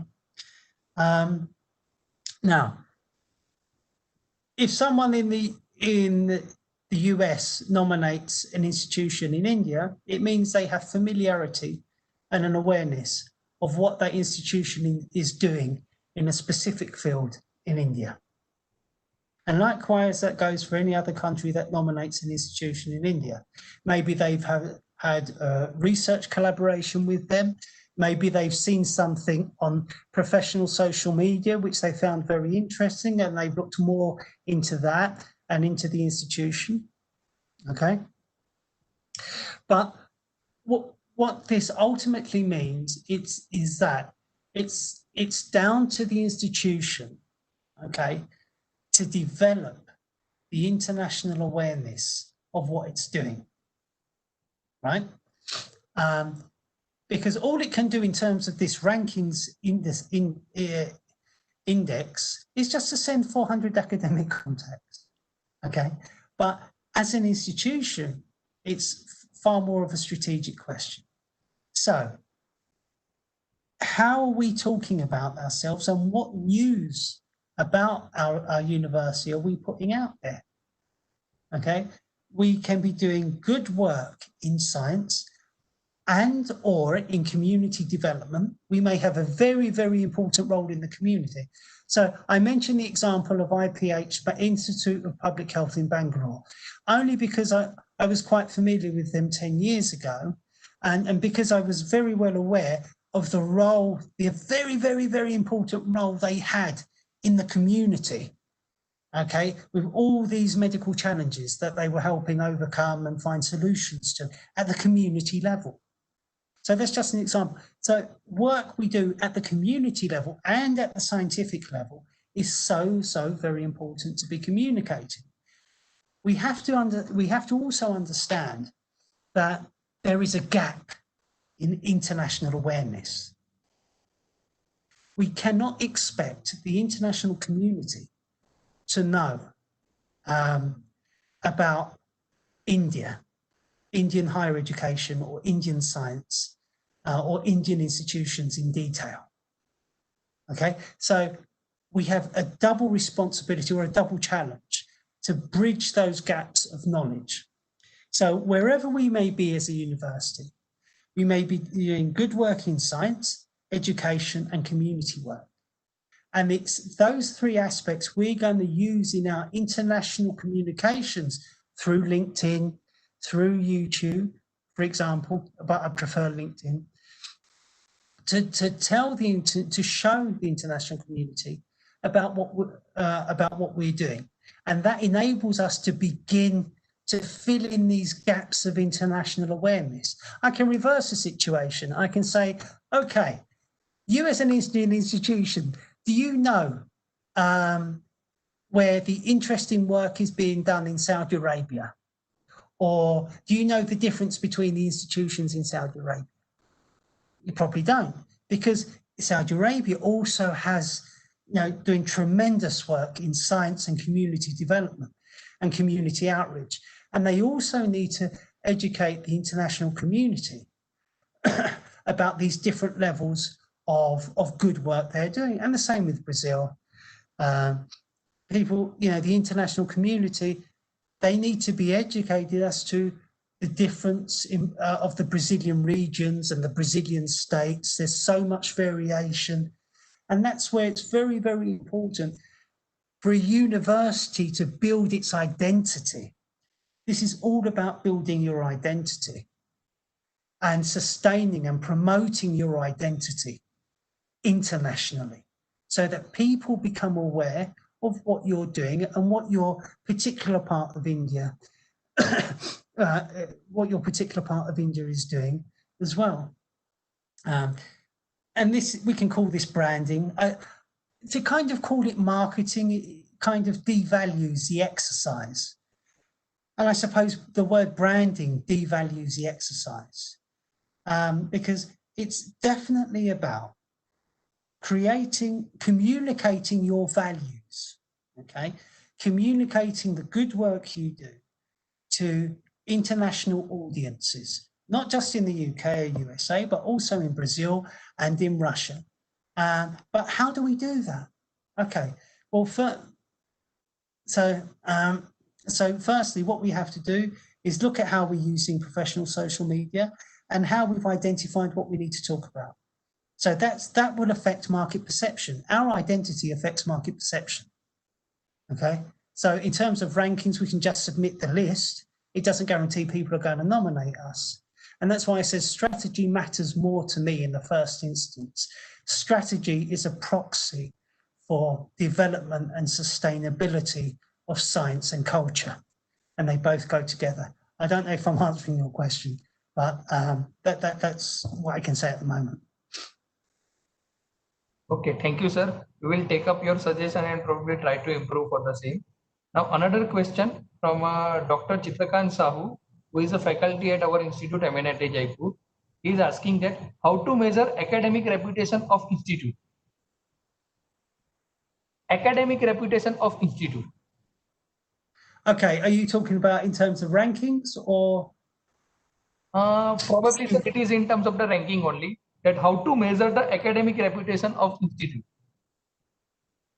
Yeah, well, they have, QS has its own data. Each institution has its academic and employer responses in QS. That's QS data. So QS have that data on how different institutions are performing in terms of academic nominations and responses. Okay. So that's QS data. Okay, so probably, sir, he would like to know that what are the parameters that is being considered that for a academic reputation especially. Okay, so let's talk about, quickly, employer reputation is 50%. A domestic nomination is worth 50%, and an international nomination is worth 50%. Okay. For academic reputation, an international nomination is worth 85%, and a domestic nomination is worth 15%. So in terms of the rankings index, what matters is for an institution to receive more international nominations. But for employer reputation, national nominations from who receive the survey are equally as important as international nominations. Okay, thank you, sir.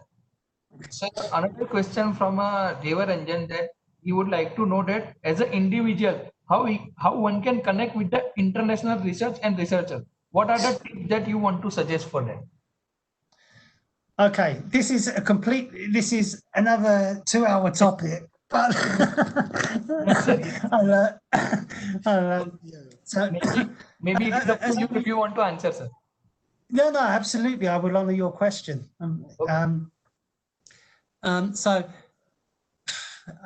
Okay. Networking is very, very important. So I would definitely, if I was a researcher, I would definitely see which professional associations and memberships I already belong to. Okay. I would already be looking at who I can connect to on LinkedIn, other researchers in the same area or similar areas that might have a mutual interest in the topic I'm looking at. Now, you know, the age-old practice was going around conferences and meeting people and exchanging cards and saying, yeah, you know, stay in contact. But I think we kind of have to be a little bit more sophisticated these days and definitely use social, reach out to people through LinkedIn. Absolutely reach out to people through LinkedIn. And also see where there are particular forums online and also physical forums for me to talk about the work I'm doing. As I mentioned before, it can be in areas of science, it can be community outreach, community development. Your science can be anything you make it. But there are but whatever science you're looking at, you can, there's forums for that. Obviously, publications is slightly different, but in terms of communicating or linking up with other researchers, look at LinkedIn, okay? Look at for professional societies, for example. Professional societies is very, very important. Also, look at for particular forums, forums and LinkedIn groups as well. There's LinkedIn groups that are composed of researchers on specific research topics. And don't hesitate to just look people up at universities and reach out to them and say, hey, I found you through the university website. I'm doing work in this area.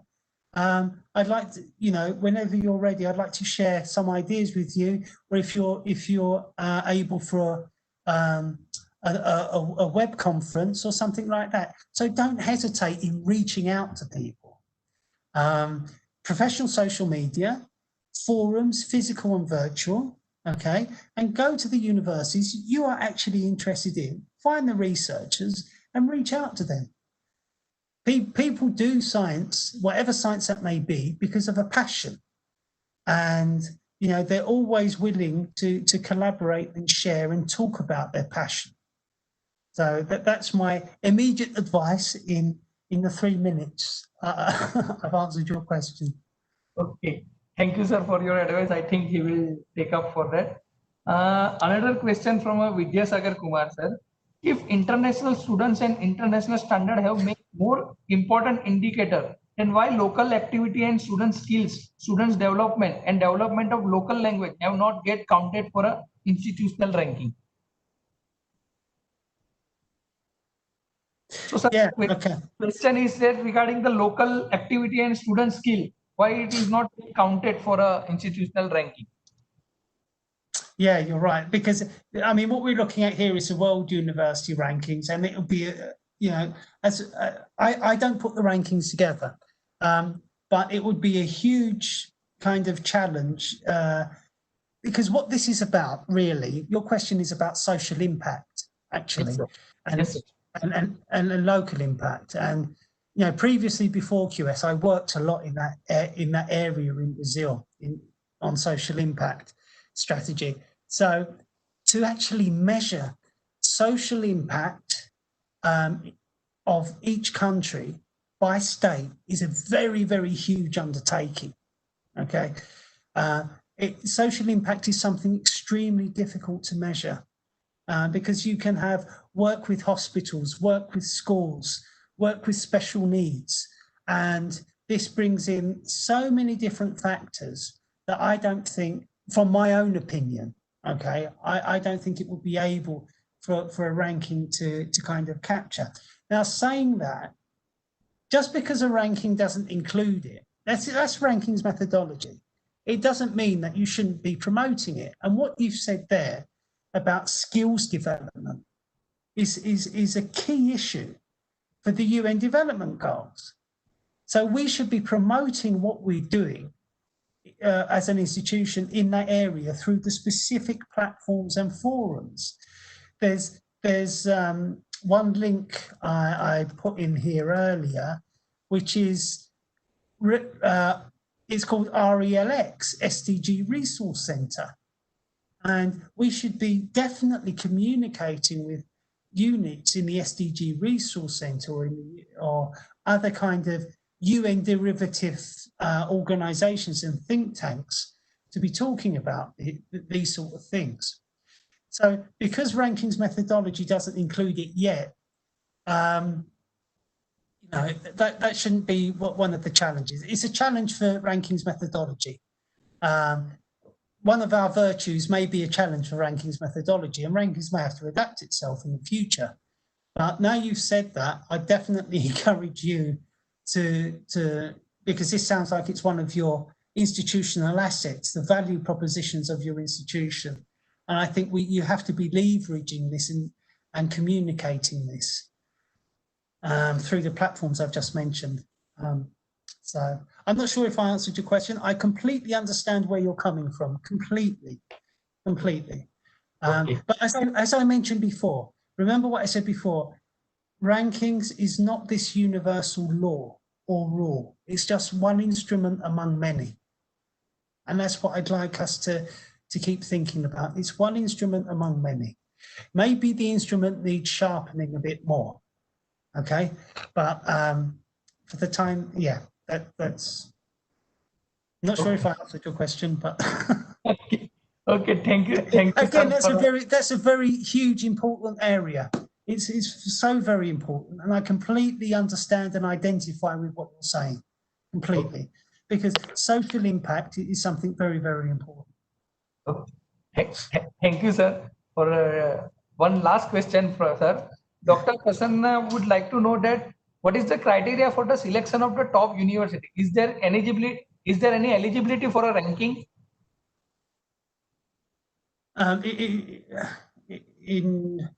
So probably, sir, he wants to know about the QS ranking. That what are the parameters that you are considering for actually ranking for a particular university? Oh, what, to enter into the rankings? So, sir, probably he would like to know about any eligibility there, that one it is self call, or maybe you are taking it from the database that for a ranking, for eligibility of any particular institute. Okay, well, okay. So first, I think it'd be very good for any university that's interested to begin submitting data to QS and to reach out to the rankings team at QS to see if they can be assessed for inclusion. There's different criteria. So, for example, a minimum of 1,000 publications, for example, in Scopus. And you've got to be comprehensive. You have to have more than 3. You have to have a comprehensive portfolio of programs. You have to be undergraduate and postgraduate. So there's all this criteria. I'd really encourage you to get in contact with the rankings team if you're interested, and to begin submitting data. They've got all the criteria on QS Hub. It's all in there, all the different aspects of criteria, which I can't really recount now. Thank you, sir, for answer. So, sir, personally, I thank from my side from MNIT Jaipur, Dr. Amit Joshi, and also from NIT Patna, Bharat, sir, who is also yes, Amit. coordinator. So, sir, please say a few words. Okay. Bharat, Dr. David Reggio, we are really thankful for Bharat, your video. time. Bharat, hello? Your video. We are not able to see you. Yes, sir, just a moment. Sir, is it okay? yes, sir. Yes, sir. Now you are visible. Welcome. Thank you so much. Dr. David Reggio, and we are really very thankful time and valuable information about the QS ranking, and the title which you have chosen, the globalizing excellence in ranking and the strategy, is really important in terms of the Indian aspects also. So what we have seen in scenarios that we Indian rankings, we Indian universities are not among the top 500, like only 1 or 2 are there. So it's really important to understand that what is required to be in the first 100 or first 200 from our university side. So your talk is really enlightening us to the points, pick points that where we can stress out, where we can see to improve ourselves. And I really appreciate that you have mentioned that a lot about the Indian universities, like what we have to do. I see Bangalore, IITs, you have talked about in your talk. And in that, you have all Indian institution must, we have to work out to become the globalized. And you have already shown us the path that the strategy is really more important. And with this strategy, in which we have to come up, we have to talk about in terms of science, we have to talk about in terms of education, and we have to talk about the community. And more important is that we have to use, socialize our things, that whatever we are doing is small. Bharat sir, probably your voice is, Your voice is gone. you are not audible, sir. Bharat sir, you are not audible now. Okay, sorry. So like what you have talked about science, education and community, and whatever the small work that which we are, which the any of the Indian university is doing, that he has to put it on the social media, because this is the only medium where we can connect with each and every person around the world. So yes, you have really pointed out a lot of very important point, and in which you have also mentioned as the strategy mandate, that message how we have to go, we have to tell, we have to establish, we have to work for that, we have to become, and then drive, lead and enabling. So this is the message which you have given to all the faculty participants who are here right now, and I hope they will keep this word and they will discuss with their higher authorities to that how we can improve our Indian universities ranking. So with these words, we are really thankful, Dr. David Reggio, for your time and your and you have given us an opportunity to listen you. We are thankful to you, and thanks for coming with us. Thank you so much. Okay. Okay. Well, so I just say thank you. It's been a great privilege, and I'm always happy to talk again and to participate again. Yeah. Okay. Thank you so much. Yeah, we are very happy to have you here, and we hope that in the future also we'll receive your affection and support. Nice having you here, David. Thank you very much. We are Thank overwhelmed you. by your affection. Thank you, Yes. thank you, sir. Thank you, Thank you sir. very much. Thank Bye-bye you. now. Thank you, David. Speak soon. Thank you very much. Bye-bye. Thank you, sir. Bye-bye.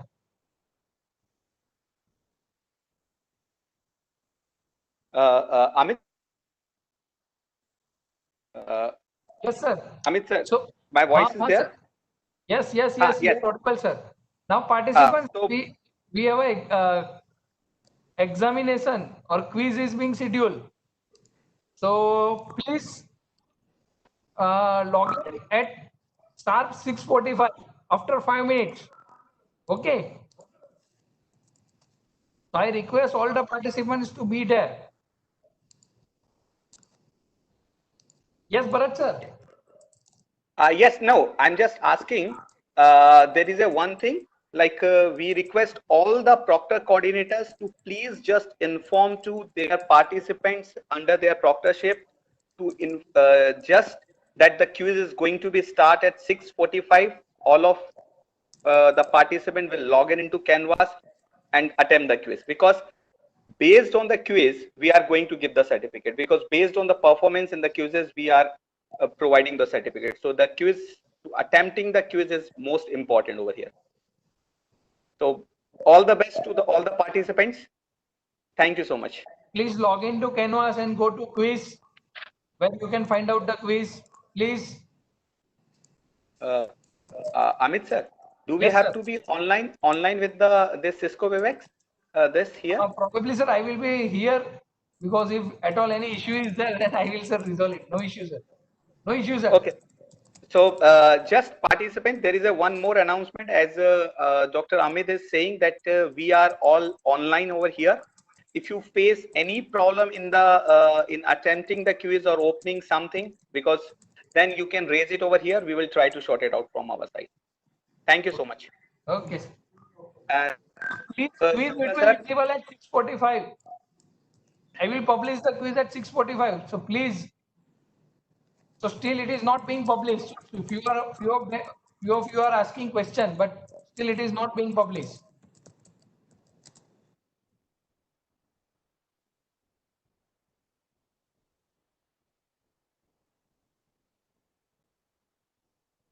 Okay.